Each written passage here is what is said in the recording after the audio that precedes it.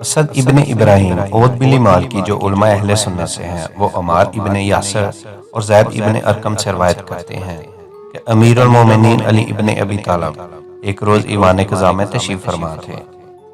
ہم سب آپ کی خدمت میں موجود تھے کہ ناگہاں ایک شور و گل کی آواز سنائی دی۔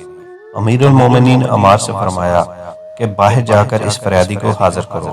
عمار کہتے ہیں میں باہر گیا اور ایک عورت کو دیکھا جو اونٹ پر بیٹھی فریاد کر رہی تھی اور خدا سے کہہ رہی تھی، اے فریاد در سے بے قسامت اس سے انصاف طلب ہوں اور تیرے دوست کو تجھ تک پہنچنے کا وسیلہ قرار دے رہی ہوں، مجھے اس ذلت سے نجات دے اور تو ہی عزت بخشنے والا ہے۔ میں نے دیکھا کہ ایک سیر جماعت اونٹ کے ارد گرد شمشیر برہنہ جمع ہے، کچھ لوگ اس کی موافقت اور حمایت میں اور کچھ اس کی مخالفت میں گفتگو کر رہے ہیں۔ میں نے ان سے کہا، امیر المومنین علی ابن ابی طالب کا حکم ہے کہ تم لوگ ایوان قضا میں چلو۔ وہ سب لوگ اس عورت کو لے کر مسجد میں داخل ہوئے۔ ایک مجمع کثیر تماشائیوں کا جمع ہو گیا۔ امیر المومنین کھڑے ہو گئے اور حمد و ثنا خدا و ستائش محمد مصطفیٰ کے بعد فرمایا، بیان کرو کہ کیا واقعہ ہے اور یہ عورت کیا کہتی ہے۔ مجمع سے ایک شخص نے کہا، یا امیر المومنین، اس قضیہ کا تعلق مجھ سے ہے، میں اس لڑکی کا باپ ہوں۔ عرب کے نامی گرامی معزز متمول مجھ سے اس کی خواستگاری کرتے ہیں، مگر اس نے مجھے ذلیل کرا دیا۔ امیر المومنین نے لڑکی کی طرف رخ کیا اور فرمایا، کیا جو کچھ تیرا باپ کہتا ہے کیا یہ سچ ہے؟ لڑکی روئی اور چلائی، یا حضرت پروردگار کی قسم، میں اپنے باپ کی بے عزتی کا باعث نہیں ہوں۔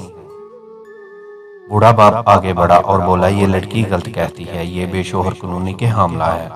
امیر المومنین لڑکی کی طرف متوجہ ہوئے اور فرمایا، کیا تو حاملہ نہیں ہے اور کیا تیرا باپ جھوٹ بول رہا ہے؟ آقا، یہ سچ ہے کہ میں شوہر نہیں رکھتی، لیکن آپ کے حق کی قسم میں کسی خیانت کی مرتکب نہیں ہوں۔ پھر امیر المومنین نے کوفہ کی ایک مشہور داعیہ کو بلایا اور کہا کہ اس کو پس پردہ لے جا کر جائزہ لو اور مجھے صحیح حالات سے مطلع کرو۔ یہ لڑکی کو پس پردہ لے گئے۔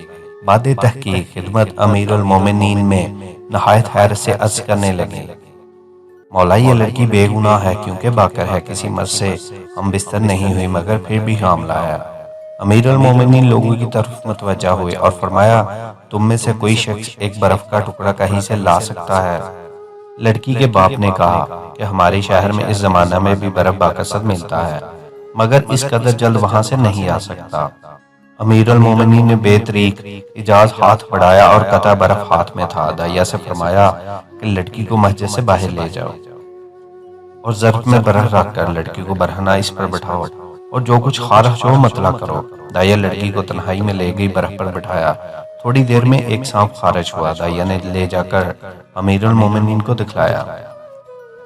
لوگوں نے جب دیکھا تو بہت حیران ہوئے۔ پھر امیر المومنین نے لڑکی کے باپ سے فرمایا کہ تیری لڑکی بے گناہ ہے، کیونکہ ایک کیڑا تالاب میں اس کے نہاتے وقت داخل رحم ہو گیا، جس نے اندر ہی اندر پرورش پا کر یہ صورت اختیار کی۔